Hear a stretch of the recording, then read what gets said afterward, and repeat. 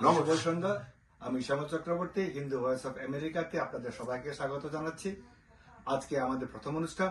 এই প্রথম অনুষ্ঠানে আমরা অত্যন্ত ভাগ্যবান যে এমন একজন ব্যক্তিত্বকে পেয়েছি। বলতে উনি চলে আসছেন, যার জন্য অনেক অনেক ধন্যবাদ। ওনার পরিচয় দেওয়ার দরকার নাই, নামের আগে বা পরে কোনো বিশেষণে বিভূষিত করার দরকার নাই। মুক্তাকে মুক্তার মালা দিয়ে সাজানো যায় না, হীরাকে হীরার মালা সাজানো যায় না। তিনি Taslima Nasrin. Thank you.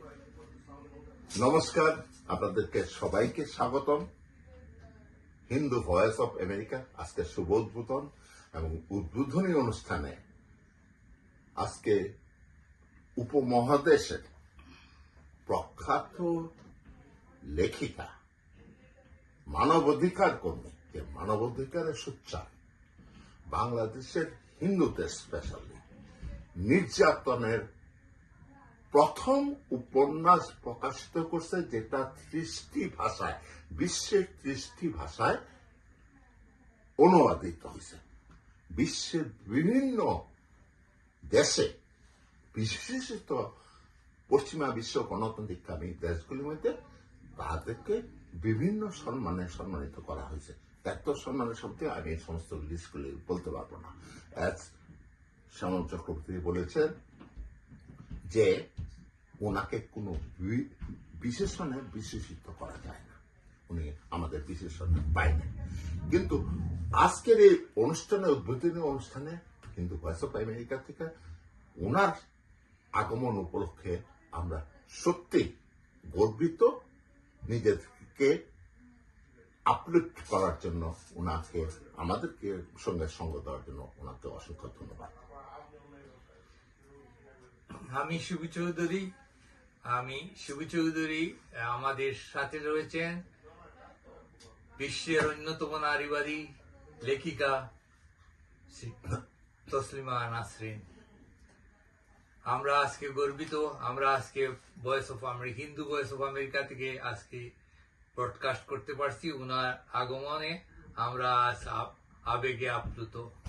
Thank you. অনেক অনেক অনেক ধন্যবাদ। আপনারা আমাকে স্বাগত জানিয়েছেন, আমি সত্যি কৃতজ্ঞ। তো আমরা আলোচনা করব না হিন্দুদের, বাংলাদেশের হিন্দুদের অবস্থা নিয়ে, অথবা কি নিয়ে আলোচনা করব আমরা। তবে আপনারা আমাকে যেভাবে মূল্যায়িত করেছেন, আমি কিন্তু একজন সাধারণ মানুষ। আমি সাধারণ মানুষ হিসেবেই থাকি, আমি সাধারণ মানুষের কথাই লিখি। তো আজকের আলোচনা আমার মনে হয় যে আমরা সবাই মিলে বাংলাদেশের হিন্দুদের অবস্থার কথা বলবো। হ্যাঁ, সাধারণ হওয়াটা, সাধারণ হইতে গেলে অসাধারণ হইতে হয়। আপনার মতো সাধারণ হওয়াটা একদিনে হওয়া যায় না। আর আপনি কি করে হলেন তা বলতে পারবো না। কথায় কথায় তখন একটা প্রশ্ন আসছিল আর কি, এত সাহস পেলেন কোথা থেকে? এত সাহস আসলে কোথা থেকে পেলাম এরকম নয় যে আমাকে কেউ বলেছে যে তুমি খুব সাহসী হও, তা তো না। আমি বাংলাদেশের মধ্যবিত্ত সমাজের মানুষ, মধ্যবিত্ত সমাজে বড় হয়েছি। সেখানে তো মেয়েদের অত সাহস থাকলে চলে না। মেয়েদের মানে কি বলবো, আমি ছোটবেলায় কবিতা লিখতাম, তারপর একটা লেখালেখির অভ্যেস ছিল, যদিও আমাকে পড়তে হয়েছে মেডিকেল কলেজে, আমি ডাক্তার হয়েছি, কিন্তু লেখালেখিটা ছাড়িনি। একটা সময় আমি দেখতাম যে আমার দাদারা লিটল ম্যাগাজিন বের করতো, নিজেরা কবিতা লিখতো, আমিও লিখতাম, আমিও লিটল ম্যাগাজিন বের করতাম। তখন আমার মনে হয়েছে যে আমি লেখার মাধ্যমে কিছু প্রকাশ করি, যে কথাগুলো বলা যায় না, যে কথাগুলো মেয়েরা বলতে পারছে না, তাদেরকে নির্যাতন করা হচ্ছে, এই যে মেয়েদের বিরুদ্ধে যে বৈষম্য, তারপর যারা অমুসলিম আছে তাদের বিরুদ্ধে যে বৈষম্য, সেগুলো আমি চোখের সামনে দেখেছি শৈশব থেকে। তখন আমার মনে হয়েছে আমি প্রতিবাদ করি, অন্যায়ের প্রতিবাদ করি। যে অন্যায় মানুষের সঙ্গে হচ্ছে, যে অন্যায়ের কারণে মেয়েরা নির্যাতিত, সংখ্যালঘু সম্প্রদায় নির্যাতিত, সেই অন্যায়ের বিরুদ্ধে আমি প্রতিবাদ করব।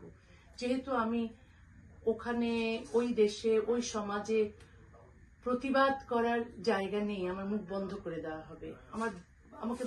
আমাদের তো বাইরেই বেরোতে দেওয়া হয় না, মেয়েরা ঘরের ভেতর থাকে। কিন্তু আমার বাবা খুব প্রগতিশীল ছিলেন বলে আমাকে স্কুল কলেজে পাঠিয়েছেন এবং বলেছেন যে তুমি ডাক্তার হও। ডাক্তার হতে পেরেছি, কিন্তু একই সঙ্গে আমি লেখালেখি করতাম। ওই লেখালেখির মাধ্যমে আমি সমাজে যত অন্যায় আছে, অবিচার আছে, বৈষম্য আছে, তার বিরুদ্ধে প্রতিবাদ করেছি। তো আমি যখন দেখেছি হিন্দুরা অত্যাচারিত হচ্ছে, আমি লজ্জা লিখেছি, আমি ফেরা নামে বই লিখেছি, আমি প্রচুর কলামে আমি হিন্দুদের অবস্থার কথা লিখেছি। তো এই নারীর অবস্থার কথাও লিখেছি। হিন্দু, বৌদ্ধ, মুসলিম, খ্রিস্টান, এদের সব নারী আমি দেখেছি, ধর্মবর্ণ নির্বিশেষে নারীরা নারী বলে অত্যাচারিত হচ্ছে। সেই ব্যাপারটা আমি দেখেছি। আমাকে কেউ বলেনি যে তুমি খুব সাহসী হও। আমার মনে হয়েছে, আমার বাবা বলতেন ছোটবেলায় যে সবসময় সত্য কথা বলবে, অন্যায়ের প্রতিবাদ করবে। তখন আমার মনে হয়েছে সমাজে যে অন্যায়গুলো ঘটছে আমি তার প্রতিবাদ করব। আমার উপর আমি দেখেছি, আমি যেহেতু সত্য কথা লিখেছি, এগুলো ধর্মীয় মৌলবাদীরা পছন্দ করেনি, শাসকেরা পছন্দ করেনি। সেই জন্য ধর্মীয় মৌলবাদীরা আমার মাথার দাম ঘোষণা করেছে।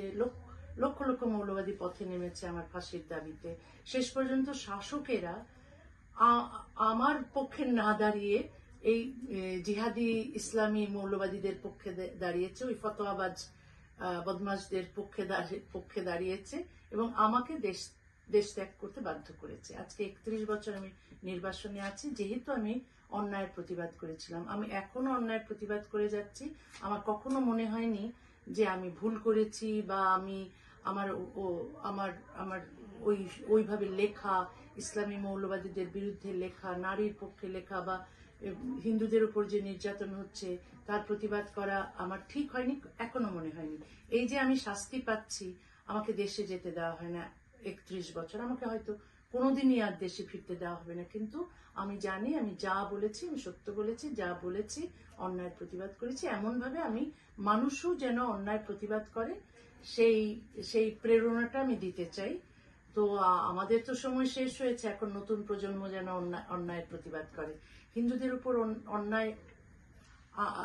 অন্যায় হয়েছে, এখনো হচ্ছে, সেগুলো বন্ধ হোক, এটা চাই। সাহস, একটা অন্যায়ের প্রতিবাদ করতে সাহস লাগে না, খালি দৃঢ়তা লাগে এবং সততা দরকার হয়। আমার সেই সততা আছে, তাই আমি প্রতিবাদ করেছি। আরেকটা কথা, আপনি এগুলি দেখলেন কি করে? ওই অনুবীক্ষণ যন্ত্রে বলুন, দূরবীক্ষণ যন্ত্রে বা চশমায় বলুন না কেন, এটা আপনার সঙ্গে এইভাবে ধরা পড়লো কি করে? আমরা তো সবাই দেখেছি এগুলি, কিন্তু আমরা তো কখনো বলিনি। অন্য কাউকে, আমাদের শিক্ষক তো কাউকে বলতে দেখিনি যে অন্যায়গুলো হচ্ছে, যে অন্যায়গুলি সবার চোখে আছে। আমরা ভেবে নিয়েছি এইটা এবং এটা বলার পর এগুলি আপনার দেখলে কি করে? একটা প্রশ্ন মানে জানতে চাই, তারপরে এটা যে কি ধাক্কাটা আসবে, এটা কি আপনি প্রথম থেকে বুঝতে পেরেছিলেন? আচ্ছা দেখুন, কি ধাক্কা আসবে, তারপরে কি হবে, আমাকে জেলে নেবে নাকি আমাকে মেরে ফেলবে, এইগুলো আমি ভাবি না। আমি যখন লিখি আমার মনে হয়, আমি বিশ্বাস করি আমার এটা লেখা উচিত। আমি যে শৈশব, কৈশোর, যৌবন যে বাড়িতে কেটেছে আমার, সে ময়মনসিংহের আমলাপাড়া নামের জায়গায় 18TN রায় রোড ছিল আমাদের ঠিকানা। বাড়ির নাম ছিল অবকাশ। এই অবকাশ বাড়িটা কিন্তু একটা হিন্দু এলাকায় ছিল। সুতরাং আমরা দেখেছি, ছোটবেলা থেকেই দেখেছি ওখানে হিন্দুরা বাস করে। সুতরাং হিন্দুদের সঙ্গে আমাদের বাড়ির সম্পর্কটা খুব আন্তরিক ছিল। কিন্তু তারাও যখন 71-এ দেখেছি সমস্ত বাড়ি খালি হয়ে গেছে, কেউ নেই, আমাদের গ্রামে গঞ্জে চলে যেতে আমরাও বাধ্য হয়েছিলাম, কিন্তু ফিরে এসেছি। যেহেতু হিন্দু এলাকায় ছিলাম, আমরা হিন্দুদের উপর অত্যাচার দেখেছি।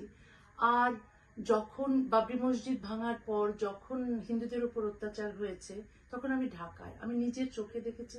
আমার প্রচুর হিন্দু বন্ধু বান্ধব ছিল, তাদের অবস্থা কি দেখেছি আমি, তাদের বাড়ি বাড়ি গিয়ে আমি দেখেছি কোথায় কি হচ্ছে। তো এইগুলো হচ্ছে হিন্দুদের সম্পর্কে আমার তারা আমার বন্ধু ছিল, তারা আমার প্রতিবেশী ছিল। সুতরাং আমার দেখতে অসুবিধা হয়নি তারা কি অবস্থায় আছে। এবং শুধু তাই নয়, আমি অন্তর দিয়ে অনুভব করেছি। আমি কখনো তাদেরকে হিন্দু বলে ভাবিনি যে ওরা হিন্দু, ওরা অন্য একটা ধর্মগোষ্ঠী, আমি এক সংখ্যা গরিষ্ঠ পরিবার থেকে এসেছি, তা নয়। আমি প্রথম থেকেই আমি ধর্মকে মূল্য দিইনি। সব ধর্ম বর্ণ নির্বিশেষে, জাত নির্বিশেষে মানুষ আমার কাছে বড়, তার যে কোনো ধর্মই হোক। একজন মুসলমানও যদি অত্যাচারিত হয় তার ধর্মের কারণে, আমি পাশে দাঁড়াই। যখন হিন্দুরা অত্যাচারিত হচ্ছে বাংলাদেশে, তখন আমি পাশে দাঁড়িয়েছি। আর এটা দেখতে হয় না যে অনুবীক্ষণ যন্ত্র লাগে না, অন্তর লাগে। আমি যদি সত্যি আমি বুঝতে চাই মানুষের কষ্ট, আমি অন্তর দিয়ে বুঝতে পেরেছি। আমি তো আর লক্ষ লক্ষ হিন্দুর ওপর অত্যাচার হয়েছে, আমি তো লক্ষ লক্ষ বাড়িতে বাড়িতে গিয়ে দেখিনি যে হিন্দুর ওপর অত্যাচার হচ্ছে, কিন্তু হিন্দুর ওপর অত্যাচার হচ্ছে সেটা আমি যতটুকু খবর পাচ্ছি, হিন্দুদের উপর কি ঘটছে নিজে যতটুকু দেখছি, তাই আমার কাছে যথেষ্ট মনে হয়েছে। সে কারণেই আমি যখন লজ্জা লিখেছি, আমি যখন ফেরা লিখেছি, আমি কাঁদতে কাঁদতে লিখেছি। না, আমি কিন্তু হিন্দু নই, আমি ধর্মে বিশ্বাস করি না, কিন্তু আমি মানুষের জন্য কেঁদেছি। তারা মানুষ, তারা একটা ধর্মে বিশ্বাস করে, সেই জন্য তাদেরকে অত্যাচারিত হতে হবে কেন? একজন খ্রিস্টান, সে একটা ধর্মে বিশ্বাস করে, সে মানুষ, তাকে অত্যাচারিত হতে হবে কেন? পাকিস্তানি খ্রিস্টানরা অত্যাচারিত, বাংলাদেশি হিন্দুরা অত্যাচারিত, আমি সবার পাশে দাঁড়াই। এইরকম নয় যে আমি শুধু হিন্দুর পাশে দাঁড়াই। যেখানেই যে মানুষই অত্যাচারিত হয়, তার জেন্ডারের কারণে, তার ধর্মের কারণে, তার ভাষার কারণে, আমি পাশে দাঁড়াই এবং চিরকাল দাঁড়াবো।